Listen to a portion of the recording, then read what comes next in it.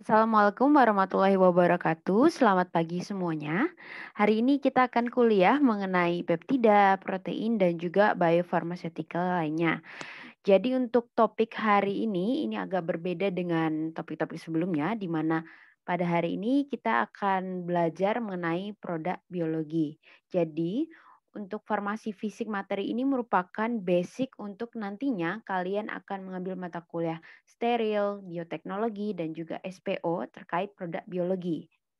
Oke, untuk capaian pembelajarannya ada 4. Yang pertama, diharapkan kalian dapat memahami struktur dan juga karakteristik dari peptida dan protein, di mana saya rasa sebenarnya sudah sangat banyak dibahas pada materi biologi dasar, biologi molekuler, dan juga yang kedua dapat memahami stabilitas protein dan peptida karena nantinya diharapkan kalian dapat melakukan formulasi, tetapi ini di semester 5 ya. Kemudian kalian juga diharapkan dapat mempelajari, memahami bagaimana cara penghantaran protein.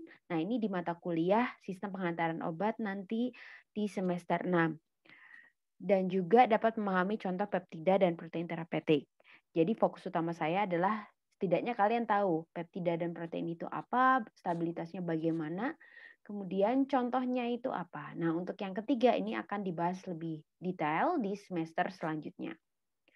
Baik, sebelum kita bahas lebih lanjut mengenai isi materi, di sini saya paparkan ada 5 pertanyaan. Mungkin kalian bisa belajar dulu ini pertanyaannya tentang apa sih. Kemudian nanti kalian bisa cari jawabannya pada em, penjelasan selanjutnya. Jadi anggap aja ini sebagai outline kalian belajar. Oke, yang pertama ini mengenai kelarutan dari protein globuler. Jadi protein itu jenisnya ada dua secara struktur ya. Ada protein globular dan juga protein serabut. Jadi kalau protein globular itu yang bentuknya seperti globe, jadi yang seperti bola seperti itu.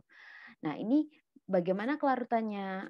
Apakah kelarutannya minimum pada IP? IP ini adalah isoelectric point atau titik isoelektrik. Mungkin kalian pernah dengar ya harusnya di kimia dasar. Bagaimana kelarutannya? Apakah kelarutannya minimal pada titik isoelektriknya?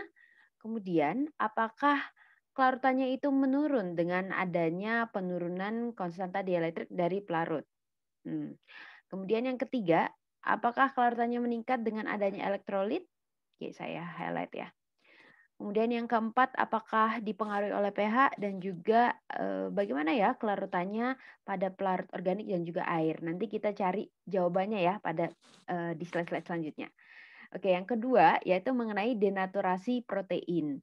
Nah, ini eh, jadi bedanya protein sama senyawa kimia biasa yang mungkin kalian pernah tahu ya, paracetamol, vitamin C, dan lain-lainnya itu beda dengan protein. Kalau protein ini tantangannya adalah gampang mengalami denaturasi atau rusak. Jadi tidak stabil. Nah, apa aja yang betul atau yang kita ketahui tentang denaturasi protein? Yang pertama, apakah betul denaturasi protein itu merupakan gangguan dari struktur sekunder dan tersier? Nah, ini kalian harus tahu jenis struktur protein itu apa aja. Ada ya sepertinya di biologi. Kemudian yang kedua, apakah denaturasi protein itu terjadi dengan adanya kosolven seperti gliserol? Mungkin kalian sudah pernah dengar ya kosolven itu apa? Nah, ini kita lihat. Kira-kira kalau ada kosolven ini malah terdenaturasi apa enggak? Kemudian yang ketiga, denaturasi protein ini tidak dapat dikembalikan. Jadi artinya kalau suatu protein sudah mengalami denaturasi itu sudah tidak bisa kembali lagi menjadi stabil seperti yang pertama. Itu benar enggak ya? Kemudian yang keempat, denaturasi protein ini dapat disebabkan dengan adanya agitasi atau pengadukan dari larutan protein dan adanya air. Jadi intinya kira-kira kalau misalkan saya aduk nih larutan proteinnya, kemudian ada juga paparan udara, sorry, air kok, maksud saya udara, dan paparan udara itu kira-kira terjadi denaturasi atau tidak ya? Kemudian yang terakhir, bagaimana dengan adanya surfaktan? Apakah dapat menyebabkan denaturasi atau tidak? Oke, selanjutnya yang ketiga adalah mengenai absorpsi permukaan atau surface absorption. Yang kita pelajari, nah ini yang pertama, apa, oh ya sebentar, sebelumnya ini penjelasan ya. Jadi protein itu kalau kita, seperti kita ketahui ya misalkan insulin, itu kan saat kita memberikan ke pasien tentunya nggak langsung dari apa ya, harus ada wadahnya. Nah, ternyata protein itu dapat mengalami absorpsi atau nempel pada permukaan dari wadahnya itu, misalkan gelas atau plastik gitu ya. Dan di sini apa yang betul terkait ini absorpsi protein pada permukaan? Yang pertama, hal ini dapat diturunkan atau dicegah dengan cara pemberian albumin serum pada formulasi. Nanti kita lihat ya. Kemudian, apakah adanya surfaktan itu dapat meningkatkan adanya surface absorption ini. Oke. Kemudian yang selanjutnya, hal ini dapat dicegah dengan menggunakan kontainer yang plastik. Jadi kan kita tahu kalau kemasan itu ada yang plastik dan juga ada yang gelas. Nah, gimana nih? Oke.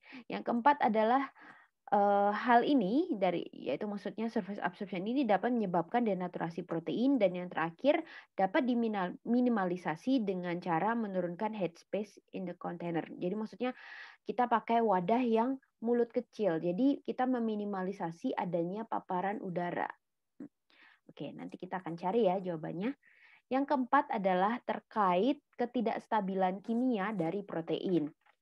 Mungkin kalau kalian sudah baca slide ya. Jadi untuk ketidakstabilan dari protein itu bisa berupa ketidakstabilan kimia dan juga ketidakstabilan fisikal ya. Oke, kita lihat nih, benar apa enggak gitu. Nah, ini agak susah, jadi harus belajar dulu.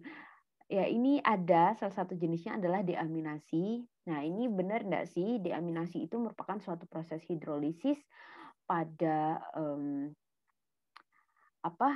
ikatan pada gugus, saya agak susah ngebahasa Indonesiain, pada gugus samping, rantai samping dari glutamin dan asparagin untuk membentuk asam karboksilat yang bebas. Saya tidak tahu apakah sudah dijelaskan juga ya di kimia organik gitu. Jadi ada beberapa reaksi seperti ini, mungkin kalian bisa search deaminasi itu apa. Terus ada jenis lainnya juga, gimana oksidasi itu bagaimana, itu kalian bisa cari. Oke, yang selanjutnya, jadi ada asam amino namanya metionin, itu benar enggak mudah mengalami oksidasi.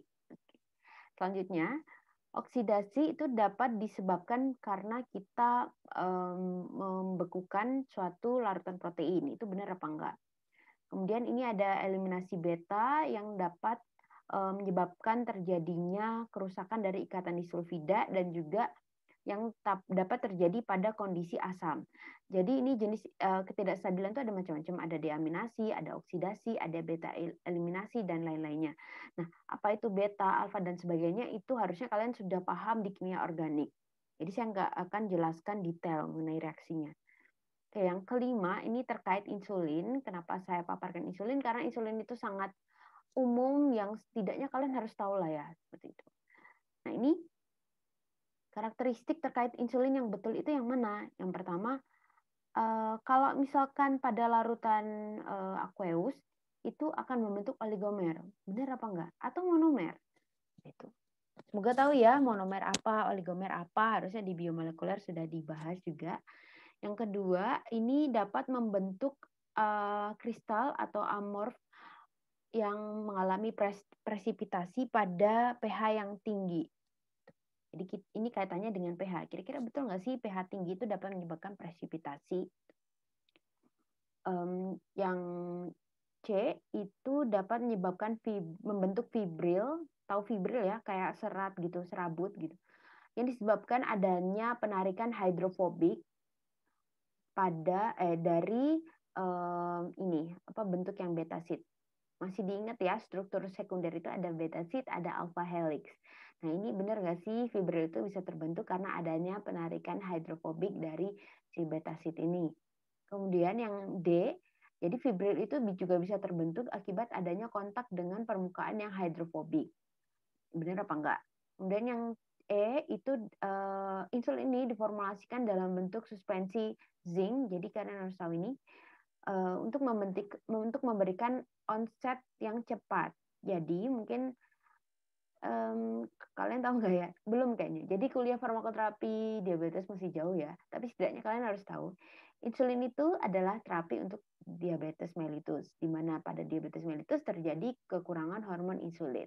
Di mana insulin fungsinya untuk outputnya ya, dengan adanya insulin dapat memicu pembukaan reseptor atau kanal yang nantinya dapat memasukkan gula ke dalam sel kita.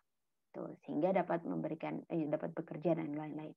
Nah, kerjanya insulin itu beda-beda onsetnya ya, kecepatannya. Itu ada yang onsetnya cepat, ada yang intermediate, dan juga ada yang slow, long. Jadi kerjanya lama. Nah, ini dengan menambahkan zinc, apakah benar dapat menyebabkan ini kecepatannya itu meningkat? Nanti kita akan dibahas di belakang. Oke, itu introduction aja, sekedar gambaran bahwa kalian harus, itu sedikit ya, jadi harus tahu tentang hal itu. Oke, kita akan langsung bahas pada materi ya. Yang pertama mengenai struktur dan juga karakteristik dari larutan peptida dan protein. Sebelum kita bahas tentang ini, kita harus tahu dulu apa bedanya protein. Jadi mungkin kalian akan dengar ini ya, therapeutic protein atau therapeutic peptida, atau bahasa Indonesianya peptida terapeutik dan juga protein terapeutik. Ini artinya protein yang digunakan untuk terapi ya. Nah, apa bedanya therapeutic protein dan juga small molecule drug? Tentunya beda. Contohnya ya, pasti kalian tahu ini kalau contohnya small molecule ini ada glimepiride, kemudian ada vitamin C, paracetamol, terus dexamethasone, dan lain-lain. Jadi obat-obat yang biasanya kita belajar ya, ini small molecule. Tentunya karena namanya small molecule ini tentunya BM-nya itu atau bobot molekulnya itu lebih kecil dibandingkan protein, di mana kita tahu protein itu bobot molekulnya itu besar, kemudian strukturnya lebih kompleks, bisa kelihatan lah ya dari sini. Ini struktur 3 dimensi ya. Kemudian dari cara buatnya juga beda gitu. Kalau glimepiride mungkin kalian belum ya dapat kimia sintesis ya atau kimia medisinal, itu nanti kita mereaksikan suatu senyawa A, B, C gitu dengan proses tertentu, nanti mendapatkan suatu senyawa X gitu. Nah, itu cara bikin atau sintesis dari ini small molecule. Beda dengan protein. Kalau protein ini teknologinya namanya teknologi rekayasa genetik gitu. Jadi di biomol sepertinya sudah ya. Intinya ya, misal saya mau buat insulin. Gimana cara saya buat insulin? Itu saya ngambil gen pengkode insulin. Misalnya ya, kita tahu insulin diproduksi di pankreas. Jadi saya ngambil gennya insulin, kemudian saya gabungkan dengan plasmid dari bakteri. Ya intinya saya itu akan memproduksi bakteri yang isinya ada plasmid, di mana plasmid ini akan mengkode dari insulin. Nanti harapannya bakteri ini akan saya perbanyak ya. Kemudian seperti kita tahu ya, proses transkripsi, translasi itu, kemudian nanti akan menghasilkan protein insulin seperti itu. Jadi caranya buatnya itu teknologi rekayasa genetik melibatkan mikroorganisme seperti ini. Beda dengan bikin small molecule. Tentunya biayanya lebih mahal ya, dan juga prosesnya lebih susah. Dan yang berbeda lagi adalah proses produksinya ini aseptis. Aseptis itu apa ya? Kita jaga sterilitasnya karena sangat rentan terjadinya kontaminasi. Ini juga sih sebenarnya kita akan jaga cara produksinya, tapi beda. Nanti kalau kalian belajar di industri itu ada yang namanya kelas kebersihan. Jadi kalau untuk produksi ini itu kelas kebersihannya yang tingkat tinggi. Jadi kayak misalkan filter udaranya, suhunya, kelembapan dan lain-lain itu diatur. Levelnya lebih tinggi dibanding yang bikin small molecule seperti itu. Itu gambaran aja ya, bedanya di situ. Cara produksinya beda. Kemudian cara formulasinya juga beda. Jadi komponennya itu beda. Nah, nanti belajar di semester selanjutnya. Oke. Nah, sebelumnya kita harus tahu dulu ya, apa bedanya protein dan juga peptida. Saya rasa udah pada pinter ya, udah tahu. Jadi mungkin yang bulat-bulat ini, ingat kembali ini namanya asam amino atau amino acid. Nanti asam amino ini dapat bergabung satu sama lain dengan ikatan yang namanya ikatan peptide atau peptida, nanti membentuk suatu peptida. Jadi ingat kembali ini namanya amino acid, ini peptida, ikatannya namanya ikatan peptide dan juga dapat membentuk protein. Protein ini udah kompleks. Mungkin kalian bisa cari definisi peptida itu sebenarnya asam aminonya berapa sih? Kemudian yang disebut protein itu kalau asam aminonya berapa gitu. Nah, ini contohnya ya. Ada leuprolide dan juga ini insulin. Jadi dari strukturnya kita bisa lihat sih kalau misalkan protein ini 3D ya. Jadi seperti tadi struktur insulin yang di depan saya paparkan. Oke. Dan sebenarnya yang digunakan untuk terapi itu tidak hanya protein saja, tapi ada juga peptide, ini juga polipeptide. Oke, ini contoh. Mungkin kalian pernah searching ini, saya nggak tahu, mungkin di biologi pernah dapat ini atau tidak. Jadi ada website namanya Uniprot, ini favorit saya. Ini website ini berisi database mengenai berbagai macam protein. Nah, coba ya saya searching ini, saya searching insulin di human, kemudian saya lihat sequence-nya. Nah, ini ternyata sequence-nya seperti ini. Kira-kira kalian bisa baca nggak ya, ini apa sih? Gitu. Jadi bisa aja ujian itu saya kasih potongan sequence, kemudian kalian harus jelaskan ke saya, M ini apa, A ini apa, L ini apa. Nah, ini satu huruf ini merupakan kode untuk satu asam amino. Jadi kita bisa lihat di sini bahwa berapa panjang sequence-nya, ini sebanyak 98. Jadi ini ya, ini per seperti ini adalah ini 10. Nah, ini berapa? Ini kan kurang 2 ya, berarti ini 98. Nah, ini artinya apa? Saya tampilkan nih supaya kalian mudah nyarinya. Jadi misalkan ini Y tadi ya, Y itu adalah tir. Tir itu adalah tirosin. Seperti itu. Jadi setiap kode itu ada artinya. Nanti kalian bisa belajar tentang itu. Nah, kemudian ini saya rasa basic ya, kalian sudah dapat pasti di biologi. Struktur asam amino itu terdiri dari gugus amino, gugus karboksil, hidrogen, dan juga gugus R. Di mana R ini yang membedakan satu jenis asam amino dan asam amino lainnya. Kita bisa lihat di sini, ini gambaran aja bahwa yang warna pink ini adalah R-nya. Ini beda-beda ya R-nya. Di mana R ini juga dapat maksud saya protein itu dapat diklasifikasikan berdasarkan macam-macam sebenarnya, berdasarkan struktur tadi yang globular dan juga fibrin atau serabut ya, dan juga berdasarkan fungsinya juga macam-macam, ada yang sebagai enzim, nutrien dan lain-lain. Ada juga yang dibedakan berdasarkan esensial atau non esensial. Nanti belajar ya esensial non esensial, siapa tahu saya waktu ujian nanya. Kemudian ada juga yang berdasarkan gugus R-nya. Nah, ini berdasarkan gugus R-nya dibedakan. Ini beda-beda sih, ada yang membedakan menjadi 5, ada yang membedakan jadi 7, seperti itu. Nah, ini saya tampilkan yang bedain jadi 5. Jadi ada kelompok di mana mengandung gugus R yang sifatnya nanti dari protein ini adalah non-polar dan alifatik. Tahu ya, alifatik, aromatik itu saya rasa udah dapat di kimia organik. Nah, ini jadi kalian bisa lihat di sini ada yang muatannya negatif, ada yang muatannya positif. Ya, itu. Oke. Ini bisa belajar lebih detail tentang ini karena ini basic di biologi. Nah, ini mengingat kembali aja bahwa struktur protein itu ada 4 ya. Ada struktur protein primer, seperti ini, biasa aja gitu, asam amino yang urutan. Kemudian ada struktur protein sekunder. Sekunder ini membentuk backbone ya. Jadi adanya asam amino ini dapat ada tambahan, misalkan ini kan namanya ikatan peptide, ini ada tambahan ikatan hidrogen. Jadi dapat membentuk backbone dengan bentuk seperti ini. Jadi ada alpha helix dan juga beta sheet. Kemudian ada struktur tersier. Tersier ini bentuk 3D-nya, di mana folding itu lipatannya. Foldingnya itu udah ya seperti inilah, macam-macam kayak gitu. Jadi gabungan antara alpha helix dan juga beta sheet gitu. Jadi makanya kalau kalian lihat tadi mungkin struktur insulin di depan, itu bentuknya nggak cuma yang gini-gini aja, tapi ada juga campuran gini, terus ada lurus, ada apalah kayak gitu. Jadi itu udah mix 3D. Nah, kemudian ada struktur quaterner. Nah, quaterner ini adalah gabungan dari dua chain chain protein ya. Jadi nanti kalau belajar di bioinformatik itu mungkin saat kita searching di Uniprot itu saat kamu lihat struktur 3D-nya itu ada chain A, chain B, lain-lain. Itu adalah struktur quaterner. Nah, ini warnanya beda. Ini contohnya ini adalah chain A, ini chain B. Seperti itu. Nah, untuk detailnya ini kalian bisa baca sendiri ya. Apa sih maksudnya ini struktur protein? Kalau masih bingung boleh dicari sendiri. Nah, struktur ini dapat berubah menjadi ini dapat berubah menjadi ini. Nah, itu karena adanya itu namanya denaturasi ya. Jadi misalkan dari struktur quaterner itu dapat denaturasi jadi tersier. Ini dapat bisa kayak terurai gitu ya. Jadi bawahnya ini dengan adanya proses enzimatik. Oke.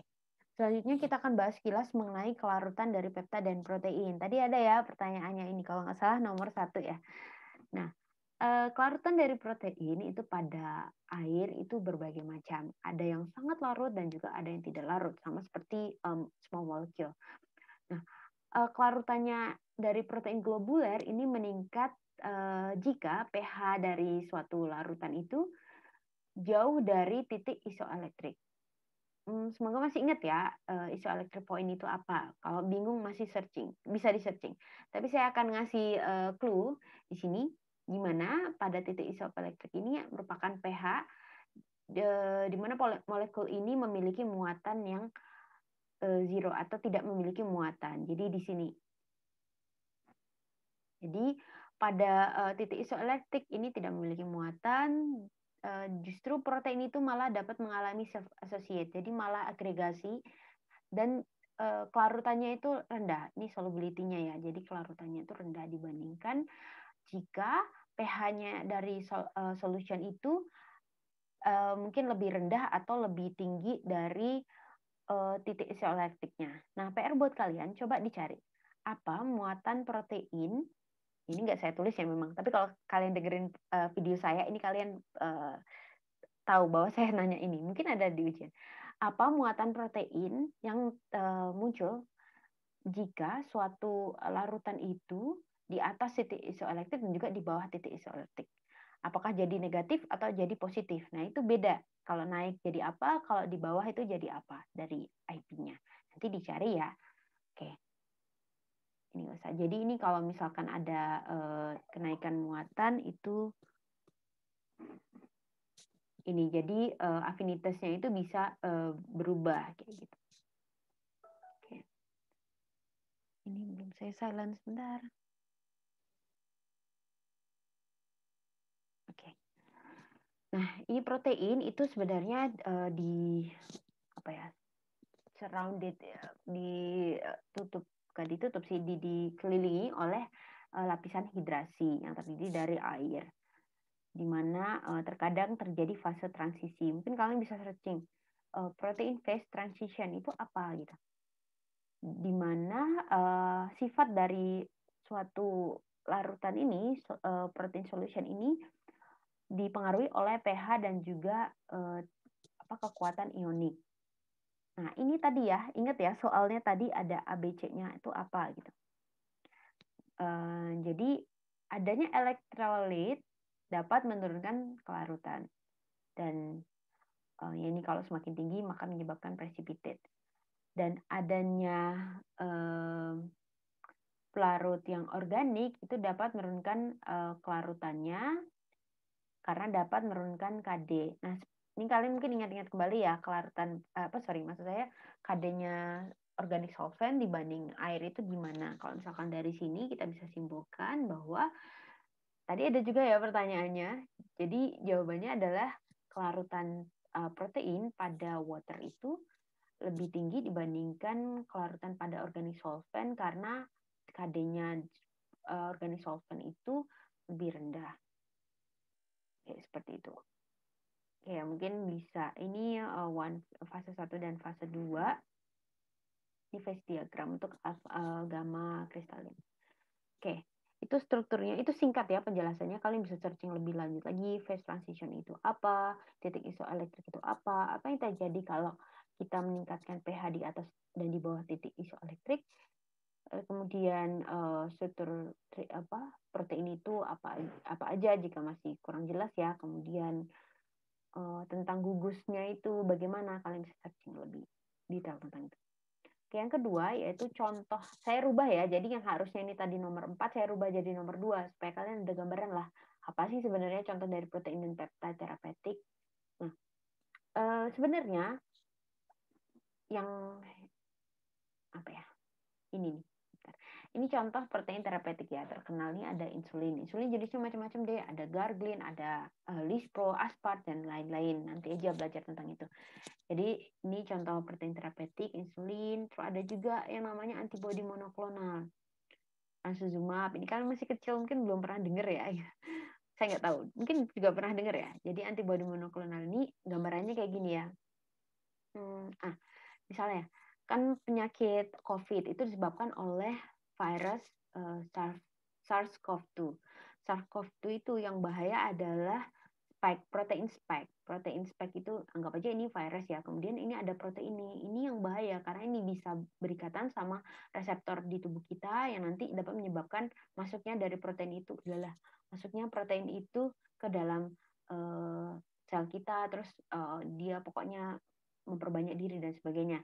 Nah, tugas kita adalah membuat sebagai farmasi ya, kita buat antibodi monoklonal. Jadi ini kalian belajar antibodi masih di semester 5 deh di imunologi. Itu nggak apa-apa, yang penting sekarang pernah dengar lah ya. Jadi kita bikin namanya antibodi monoklonal yang dapat berikatan dengan speknya ini. Jadi kita menghambat ikatan si spek ini dengan reseptornya yang ada di sel kita gitu. Intinya adalah antibodi monoklonal ini ada suatu protein yang spesifik kerjanya dapat menghambat suatu protein tertentu. Nah, jadi ada juga, misal kalian pernah dengar ya, tumor nekrosis alfa gitu, TNF alfa. Ini ada protein atau antibodi yang khusus menghambat ini, seperti itu. Layaknya tubuh kita kan, tubuh kita akan membentuk antibodi terhadap suatu antigen spesifik kayak gitu. Oke, ini sekilas banget sih saya jelasinnya. Kemudian sebenarnya ada tadi kan judulnya ada biopharmaceutical line ya. Jadi ada juga sebenarnya kita bisa memberikan terapi gen. Ini bukan protein, bukan peptida ya, beda lagi. Dan ini ada juga kategori vaksin. Sebenarnya vaksin ini merupakan vaksin jenisnya macam-macam ya. Ada vaksin protein, vaksin peptida, vaksin DNA, seperti itu. Tapi saya nggak akan jelasin lebih detail tentang ini dan ini. Takutnya tambah bingung. Jadi saya akan bahas mengenai protein terapeutik aja. Nah, sekedar informasi ya, sebagai anak farmasi harus tahu. Jadi sebenarnya ada peraturan pemerintah nomor 17 tahun 2017 tentang rencana aksi pengembangan industri farmasi dan alkes. Jadi pemerintah itu punya rencana bahwa pada tahun ini dan ini seharusnya ya, kita itu di Indonesia itu dapat membuat industri farmasi. Jadi industri farmasinya itu tidak hanya yang industri kimia biasa, tapi ada mungkin kalian bisa searching peraturan ini kalau penasaran lebih lanjut. Ada industri farmasi yang kimia, ada juga yang obat herbal, ada juga yang bioteknologi. Ada satu lagi apa ya? Bioteknologi sama vaksin kalau nggak salah. Ya, sama vaksin. Jadi harapannya kita bisa memproduksi sendiri. Nah, kalau kimia ya, obat herbal itu udah agak banyak ya industrinya. Nah, ini kalau untuk produk biotek ini masih dikit gitu. Yang paling terkenal ya Bio Farma. Atau mungkin kalian sudah dapat kuliah Biomol, mungkin tahu ya apa perusahaan Dewung itu ya. Itu memproduksi produk biotek. Nah, harapannya sebenarnya ya pada tahun depan nih kita bisa memproduksi trastuzumab, insulin, interferon dan lain-lain. Akan tetapi ini sebenarnya hanya wacana karena tentunya kalau kita ada rencana harus ada ini ya, tindakan nyata itu gimana. Nah, buktinya sampai sekarang kita baru produksi apa sih? Kalau EPO udah ada ya kemarin Dewung, kalau vaksin-vaksin udah ada di Bio Farma. Tapi selain ini belum ada. Nah, makanya harapan saya kenalkan kalian ini dari semester 3 supaya nanti ya siapa tahu kalian ada yang suka ya belajar terkait ini gitu kan. Kebanyakan anak farmasi kurang suka. Jadi saya kasih ini sekarang, setidaknya kalian sudah familiar apa aja produk-produk biologi, bioteknologi. Nanti ke depannya siapa tahu kalian bisa buka perusahaan sendiri atau kerja di perusahaan bioteknologi seperti itu. Karena ya mahal loh ini, lumayan kalau misal kita bisa produksi itu akan menambah income dari negara. Ini juga produk vaksin, ini memproduksi dengue, MR, hepatitis dan sebagainya. Ini beberapa udah ada sih di Bio Farma, kalian bisa cek websitenya kalau penasaran. Oke, ini contoh lainnya. Ini apa ya? Ini ada tadi Leoprolite, vasopressin, oksitosin mungkin pernah dengar ya. Biasanya kalau ibu-ibu melahirkan itu butuh buat pembukaan diberi ini. Oh ya, ini ada fungsinya. Kontraksi, kemudian ini fungsi lain-lainnya. Glukagon mungkin tahu ini adalah hormon lawannya dari insulin. Ya, bisa belajar lebih detail tentang itu. Nah, ini nanti yang akan saya kasih contoh tentang kalsitonin dan juga insulin. Tapi fokusnya pada insulin sih sebenarnya. Oke. Contoh dari peptide ini tadi ya, Leoprolite. Jadi bentuknya seperti ini. Maksud saya ini contoh produknya ya. Contoh produk diproduksi Kalbe. Nah, kalian bisa lihat ini merupakan sediaan steril. Yang ampul diinjeksikan ya, injeksi itu merupakan sediaan steril. Jadi bikinnya nggak bisa sembarangan. Nggak bisa kita bikin di ruangan biasa kayak kita praktikum itu nggak bisa ya. Nah, jadi kalian sekarang udah aware ya bahwa sediaan yang bentuk kayak gini itu, ampul-ampul itu nggak cuma yang sediaan kayak biasa ranitidin, paracetamol injeksi seperti itu, tapi bisa juga berupa protein maupun peptide. Nah, di sini justru ya kita lihat ya, ini ada yang namanya mikrosfer. Mikrosfer itu jadi si proteinnya ini nggak cuma protein aja gitu, melainkan kita tingkatkan penghantarannya dengan cara kita bikin dalam bentuk mikrosfer. Ini di semester 6 nih harusnya belajar. Jadi gini ya, jadi anggap aja ini proteinnya, kemudian kita masukkan ke dalam polimer ini tujuannya untuk meningkatkan pengantarannya gitu aja. Dan bentuknya itu lyophilized, jadi lyofilisasi. Ini artinya adalah yang tadi kan kita bikin berupa solution atau larutan, kemudian atau suspensi ya, kita lyofilisasi. Jadi kita keringkan sehingga bentuknya nanti serbuk seperti itu. Kalau mau ngasih terapi ke pasien, itu kita tambahkan pelarut yang sesuai dulu, baru kita berikan ke pasien. Namanya proses ini adalah rekonstitusi. Mungkin kalian pernah dengar rekonstitusi. Oke. Nah, karena ini peptide, jadi kan ya strukturnya seperti ini ya, ada arginin, serin, dan tirosin dan sebagainya. Menarik kok ini produk biologi. Kalau kalian bisa tuh kalian keren karena kalau kimia itu udah biasa ya kita belajar. Tapi kalau kalian suka produk biologi itu ya kalian akan keren lah gitu. Menurut saya. Karena saya suka. Oke, ini contoh produk lainnya. Ini ada merek-merek ya. Mungkin kalian pernah dengar mungkin belum pernah dengar ya karena belum dapat farmakoterapi. Alteplase, Efavirenz, Erpoetin Alpha ini mereknya. Fungsinya apa kalian bisa baca di sini. Tuh. Terus ada ini dipakai buat di cancer. Ini contoh produknya. Bukan kebanyakan sih, memang produk steril semuanya. Ada hepatitis vaksin, growth hormone, insulin, infliximab. Ini, mungkin nice to know aja ya. Belakangan MAB ini, terus tadi kan ada trastuzumab, infliximab, terus ada limumab. Map itu artinya antibodi monoklonal gitu. Jadi antibodi monoklonal terhadap apa itu yang kalian perlu cari. Homulin ini insulin. Kemudian ada interferon juga. Ini MAP ya. Tadi berarti berupa antibodi monoklonal ini juga gitu. Harapannya sekarang udah tahu supaya nanti waktu kuliah SPO semester selanjutnya tuh kalian nggak kaget lagi. Saya nggak ngulang-ulang lagi jelasinnya ya. Oke, ini juga MAP. Oke, banyak sih. Kalian bisa belajar sendiri gitu. Nah, ternyata di farmakope itu juga ada terkait produk biologi, contohnya insulin. Tapi nggak lengkap. Yang banyak itu adalah di farmakope Eropa. Nah, ini tapi saya nggak punya EP, jadi masih pengajuan minta EP gitu, karena isinya produk-produk biologi. Ini insulin, ada juga loh di FI. Kalau nggak percaya bisa dicari. Nah, ini yang tadi saya bilang, insulin itu ada 3 jenis ya, berdasarkan onsetnya.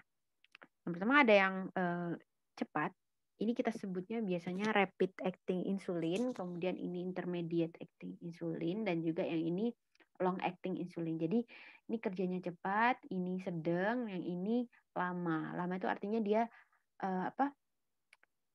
bisa bertahan lama gitu. Konsepnya long lasting. Contohnya ini ada insulin lispro, aspart. Kalau yang ini ada isofen, ada nah ini yang mau saya tekankan ya. Kalian masih ingat nggak soal tadi ya terkait zinc? Nah, ini ada insulin zinc suspension. Ya, ini soluble insulin, ini aqueous. Dan ini ada crystalline insulin zinc suspension. Ini kalau ini suspensi biasa, ini ada kristalinnya. Ini ternyata beda. Kalau ditambahin zinc itu justru onsetnya nggak lebih cepat, tapi bisa lebih lama kayak gitu.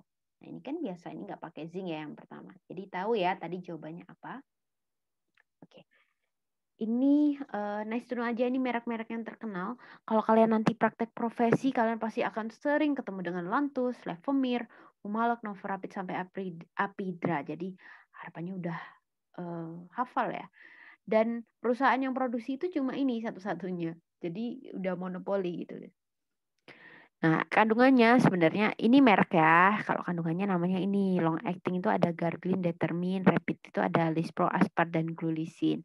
Nanti di semester 5 kalian akan belajar gimana sih formulasinya dari misalkan insulin Lispro itu gimana gitu. Nah, ini kalian bisa lihat onsetnya beda ya. Ini lebih lama gitu. Oke. Ya, ini contohnya bentuknya kayak gini. Saya rasa kalian juga sudah pernah lihat ya. Cara pakainya pun beda gitu. Bisa diinjeksi sendiri subkutan. Nah, apa sih yang bedain insulin? Oh, ini langsung aja. Bedain insulin biasa dan insulin tadi kan jenisnya ada macam-macam aspart, lispro dan lain-lain. Nah, kalau human insulin atau insulin kita yang di tubuh kita itu seperti ini. Kalau insulin aspart dan lain-lain tadi kan kita modif bisa lebih cepat, bisa lebih lama dan sebagainya. Itu kita rubah struktur asam aminonya. Makanya ini pentingnya kalian tuh ngerti asam amino itu apa, peptide itu apa. Ya karena ini kalau nggak kita siapa lagi yang bikin obat kan farmasis, seperti itu. Nah, ternyata insulin aspart itu terjadi perubahan dari yang prolin harusnya nomor 28 ini menjadi aspart gitu. Jadi kita rubah dengan aspart. Itulah nanti menjadi insulin aspart. Insulin lispro itu beda lagi yang dirubah. Nah, dengan perubahan prolin menjadi aspart ini efeknya bisa 2 kali lebih cepat dibanding insulin yang biasa. Hebat ya. Jadi ilmu itu sangat banyak kok. Kalian jangan males ya buat belajar.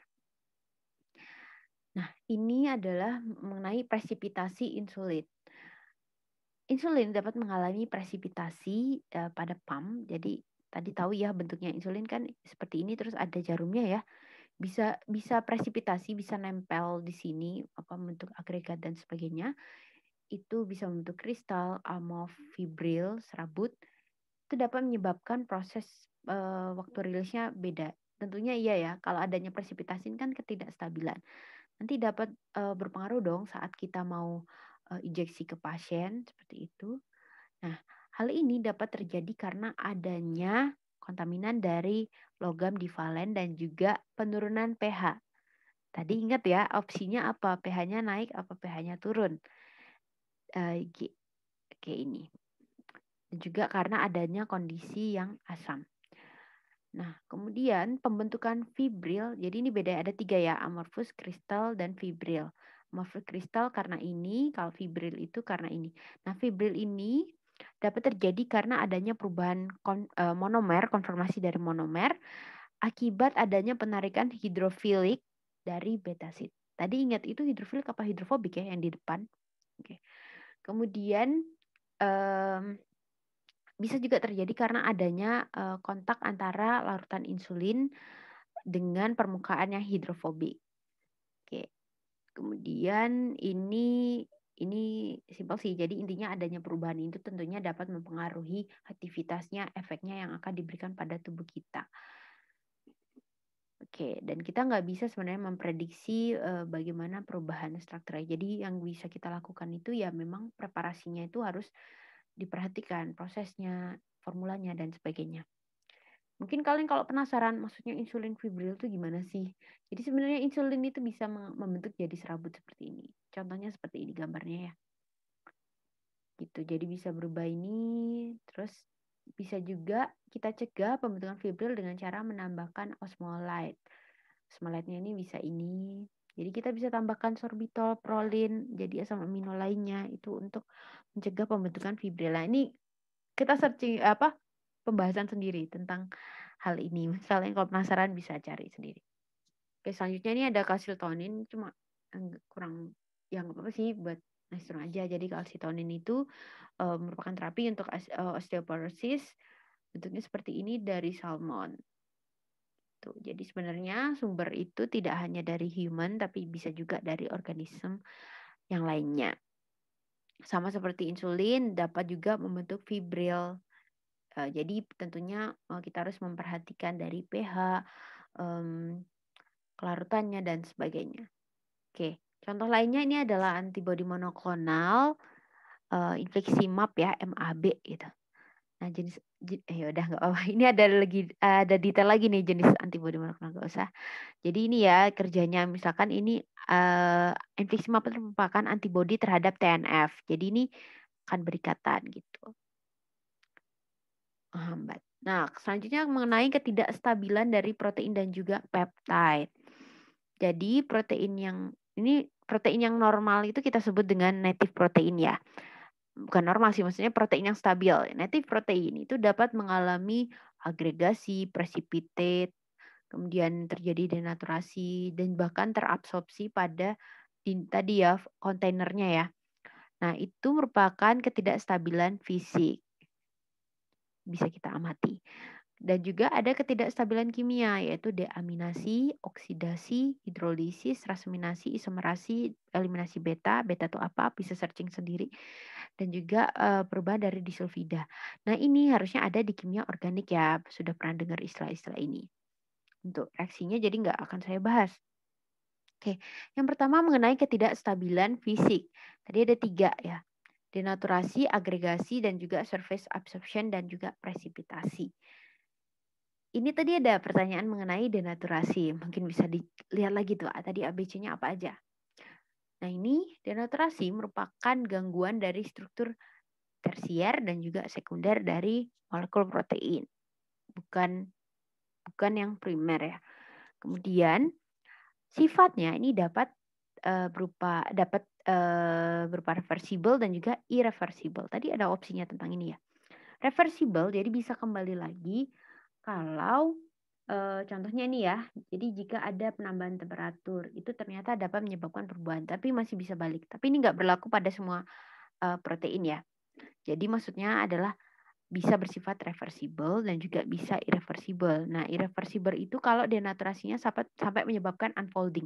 Jadi misalkan tadinya itu kayak gini, bisa sampai lurus kayak gitu. Nah, itu susah karena ya gimana ya, suatu protein mungkin kalian pernah dengar lock and key ya. Jadi misalkan ini ada sisi aktif ini, nah protein itu harus strukturnya tertentu seperti ini. Nah, ini tuh bentuknya gimana? Nah, harus bentuknya pas. Nah, kalau misalkan jadi lurus gini ya nggak bisa ikatan, jadi nggak bisa memberikan efek seperti itu. Jadi ada reversible dan irreversible.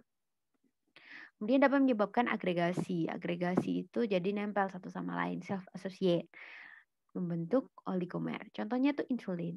Mungkin kalian bisa searching ya kata zinc hexamer of insulin. Jadi insulin itu nggak yang gini-gini aja, sebenarnya itu heksamer. Jadi ada 4, hexa itu 6 ya. Jadi ada 6 kayak gitu. Zinc itu tengah-tengahnya di sini untuk stabilize. Gitu. Jadi awalnya heksamer, nanti kalau misalkan diinjeksikan ke tubuh itu bisa menjadi dimer. Dimer itu berarti cuma 2 ya. Kemudian nanti menjadi monomer. Nah, itu untuk yang kenapa kok bisa long acting karena adanya perubahan ini. Oke. Ini sebenarnya menarik mengenai insulin, tapi kalian bahas sendiri ya, cari sendiri. Oke, selanjutnya adalah surface absorption. Jadi yang seperti saya bilang bahwa protein itu dapat mengalami absorpsi pada permukaan gelas atau plastik. Gelas atau plastik. Tadi ada opsi tentang ini ya. Nah, apa yang terjadi kalau misalkan protein itu nempel ya di kontainernya? Tentunya akan menurunkan jumlah Eee, obat atau protein itu yang yang mencapai ke pasien. Ya iya, misalkan satu file udah ada dosis tertentu nih, ternyata banyak yang nempel di dindingnya, ya tentunya yang sampai ke pasien itu nggak sebanyak yang seharusnya. Kemudian adanya, nempelnya tadi di permukaan itu dapat menyebabkan denaturasi, sehingga menyebabkan presipitasi, yang tentunya kalian bisa bayangin kalau misalkan tadi insulin kayak gini, kemudian ini ada untuk injeksinya ya, nanti kalau misalkan nempel-nempel di sini akan precipitate ya tentunya akan menghambat jalurnya untuk keluar kan. Physical blocking dari delivery dan untuk pumpnya ini gitu. Nah, hal ini juga dapat disebabkan adanya dari ini tadi. Makanya tadi ada soal pilihan terkait ini ya, headspace. Jadi eh, ininya wadahnya itu gimana terbuka apa enggak. Kalau misalkan besar ya, ini akan meningkatkan interaksi antar muka dari air dan juga udara gitu. Nah, adanya ini tutup mulut yang besar ini dapat meningkatkan terjadinya denaturasi. Oke. Contohnya tadi yang heksamer yang saya bilang apa sih maksudnya itu Bu? Nah ini kayak gini, ini heksamer ada 6 ya. Itu 2, 3, 4, 5, 6. Ini heksamer. Kemudian nanti masuk ke dalam tubuh bisa disosiasi jadi dimer, kemudian jadi monomer seperti itu. Ini tadi lebih detailnya ini kalau insulin monomer jadi dimer, kemudian jadi Oh, bentuknya hexamer. Nah, ini destabilize dengan adanya zinc dan juga adanya pengawet. Seperti itu. Pengawet yang dipakai yang untuk sering ya untuk formula insulin adalah fenol dan metacresol. Oke, ini selanjutnya gimana cara kita untuk meningkatkan stabilitas dari protein secara fisik. Nah, sebelum kita melakukan gimana sih cara meningkatkan stabilitas, tentunya kita harus melakukan uji stabilitas dulu ya. Mungkin kalian bisa search gimana sih stability testing itu apa aja. Nah, intinya kita melakukan perlakuan, jadi contohnya ya ini bisa kita checking selama beberapa jam, itu gimana, ada perubahan nggak sih? Kalau misalkan secara fisik itu gampang ya, kita bisa lihat ngendap apa enggak gitu. Atau terjadi agregat gitu enggak sih, kayak berubah berubah bentuknya apa enggak. Secara visual kita bisa amatin. Nah, bagaimana cara kita untuk meningkatkan stabilitas dari secara fisik?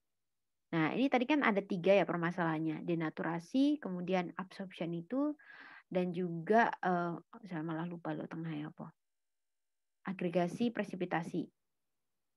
Nah, ini yang bisa kita lakukan ada 5 hal ini, 4 sebenarnya. Ada kita bisa mencegah absorption tadi ya, kan ada surface absorption, jadi kita cegah.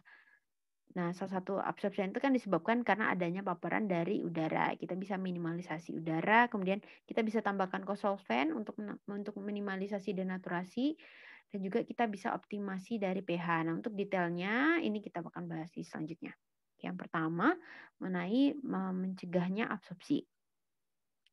Hal yang bisa kita lakukan dengan cara menambah aditif berupa albumin serum. Tadi ada ya opsinya. Jadi albumin ini sebenarnya merupakan protein juga. Tidak, tapi nggak apa ya, nggak memberikan, kita nambahinnya dikit aja sih. Dan dia nggak memberikan efek yang signifikan. Serum albumin ini dapat kompetensi dengan protein, misalkan insulin ya. Dapat kompetensi dengan insulin untuk binding pada eh, kontainernya itu. Jadi harapannya yang nempel itu bukan insulinnya, tapi albuminnya. Kemudian kita juga bisa nambahkan surfaktan seperti poloxamer dan juga polisorbat. Mungkin bisa di-search ya, poloxamer itu nama lainnya apa? Twin atau span? Kalian bisa search di Hope yang ebook saya pernah kasih. Selanjutnya adalah kita meminimalisasi paparan dari udara. Karena tadi kita tahu ya salah satu penyebab surface absorption itu adalah paparan udara. Nah, ini tadi ya. Tadi caranya gimana? Nah, kalau kita tadi tahu headspace-nya itu besar, berarti kita bisa menurunkan headspace-nya itu, headspace kontainernya. Kemudian penyebab denaturasi lainnya itu tadi kita udah tahu ya, bahwa dengan adanya agitasi atau pengadukan dan juga dengan adanya udara. Jadi kita harus mencegah proses yang dapat menginduksi terjadinya agitasi gitu. Kemudian kita bisa nambahkan surfaktan juga. Jadi sama ya, surfaktan itu sangat berperan di sini pada formulasi protein, dapat meminimalisir terjadinya denaturasi, kemudian absorption permukaan itu tadi. Jadi kalau kalian mau agitasi pengadukan itu bisa ditambahkan dengan surfaktan ya untuk minimalisasi tadi. Nah, tadi selain surfaktan kita bisa nambahkan kosolven. Kosolven, resipien lainnya seperti buffer, itu dapat meminimalisasi denaturasi juga. Nah, prosesnya ini yang terjadi bisa menyebabkan preferential hydration atau preferential binding. Kalian bisa lihat gambarnya di sini.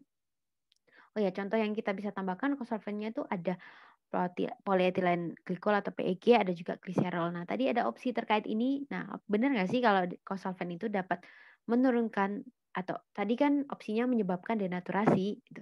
Kalian udah tahu ya jawabannya.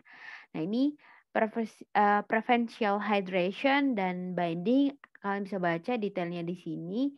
Intinya pada preferential hydration dulu deh. Nah, ini yang warna biru muda ini adalah water. Adanya ini preferential hydration misal dengan penambahan PEG gitu ya, dapat menyebabkan membuat lapisan hidrasi, jadi airnya itu ngumpul di antara atau di sekitar protein.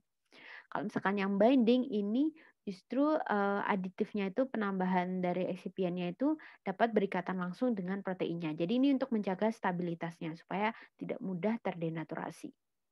Mungkin kalian bisa penasaran nih, bisa searching lebih detail tentang preferential binding dan juga hydration. Oke, selanjutnya kita bisa memodif dari pH. Ini seperti yang saya bilang tadi ya, ini pH berkaitan dengan solubility. Jadi kalau bisa kita rubah di atas atau di bawah dari titik isoelektriknya. Nah, tadi PR-nya cari ya muatannya apa yang terjadi kalau kita tingkatkan dan kita turunkan untuk pH-nya ya. Selanjutnya ini mengenai karakterisasi degradasi. Jadi harapan kita tidak terjadi denaturasi dan agregasi karena kalau misalkan terjadi denaturasi, agregasi atau ketidakstabilan lainnya tentunya dapat mempengaruhi efek farmakologinya, imunogenesitas dan juga toxicity. Jadi ya protein itu kan merupakan benda asing. Itu bisa didetek dengan tubuh kita. Justru tubuh kita bisa membentuk antibodi terhadap protein itu. Nah, ini disebut dengan imunogenesitas. Harapan kita nggak seperti itu ya. Jadi makanya perlu kita melakukan studi untuk memastikan keamanan dan juga efikasinya. Itu aja sih. Jadi minimalisasi lah terjadinya degradasi itu. Oke, selanjutnya adalah mengenai ketidakstabilan kimia. Tadi kita udah bahas ya, ada beberapa, ada deaminasi, rasemisation, rasemisasi bahasa Indonesianya. Kemudian ada proteolisis. Tadi pertanyaannya yang di depan terkait deaminasi. Jadi kalau di sini ya udah ada tulisannya nih, deaminasi merupakan proses hidrolisis dari ini sama tadi kayak opsinya tadi dari glutamin dan asparagin dicek tadi bener nggak sih soalnya asparagin membentuk asam karboksilat yang bebas.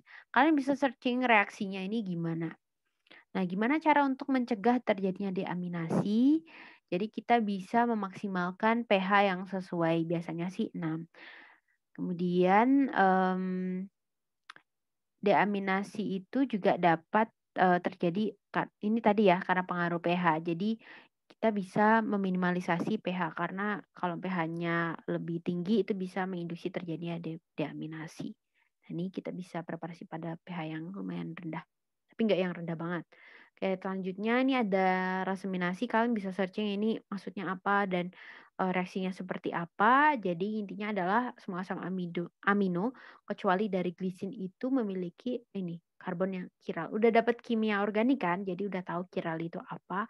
Jadi yang dimana adanya hal ini dapat meningkatkan atau berpotensi terjadinya raseminasi pada ini dari struktur tersebut. Kemudian adanya proteolisis itu juga udah tahu ya, proteolisis berarti proteinnya mengalami lisis. Nah, itu terjadi perusakan dari ikatan peptide. Yang paling sering itu adalah ASP. ASP masih ingat ya, jangan salah dengan ASN, aspartat ini. Kemudian proses proteolisis ini terjadi paling banyak itu, maksudnya meningkat pada kondisi yang asam, jadi 100 kali lipat. Dan selanjutnya adalah oksidasi. Ini adalah penyebab utama dari degradasi protein. Ada beberapa asam amino yang sering mengalami oksidasi ini ya, histidin, metionin dan sebagainya. Yang paling sering banget itu adalah metionin, di mana metionin ini kalau terdegradasi dapat membentuk metionin sulfoxide atau metionin sulfon.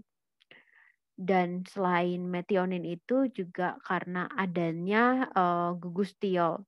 Masih ingat ya semoga adanya gugus tiol itu juga dapat menginduksi terjadinya oksidasi. Contohnya ini ada histidin. Histidin itu juga dapat mengalami oksidasi dengan adanya logam. Dan juga ini dapat terjadi oksidasi dengan adanya cahaya. Jadi bagaimana cara yang kita lakukan untuk mencegah terjadinya oksidasi? Jadi dengan cara meminimalisasi ini tadi. Maksud saya jadi nggak fokus jelasin ini. Dengan cara kita meminimalisasi oksidasi, tentunya dapat meminimalisasi terjadinya respon imunogenik dan lain-lain yang bisa kita lakukan untuk mencegah itu dengan cara menurunkan temperatur dan juga mengontrol pH. Jadi tadi ada opsi ya tentang kita membekukan dari larutan itu, apakah dapat meningkatkan atau mencegah terjadinya oksidasi. Nanti kalian berarti udah tahu ya jawabannya. Oke, selanjutnya adalah beta elimination. Kalian bisa search maksudnya beta tuh gimana, alfa tuh gimana. Nah, ini adanya temperatur yang tinggi dapat menyebabkan kerusakan dari ikatan disulfida sebagai hasil dari eliminasi beta pada residu sistein.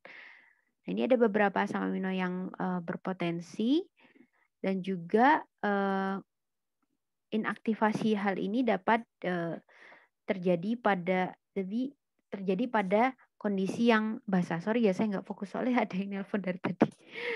Oke, aduh. Nah ini.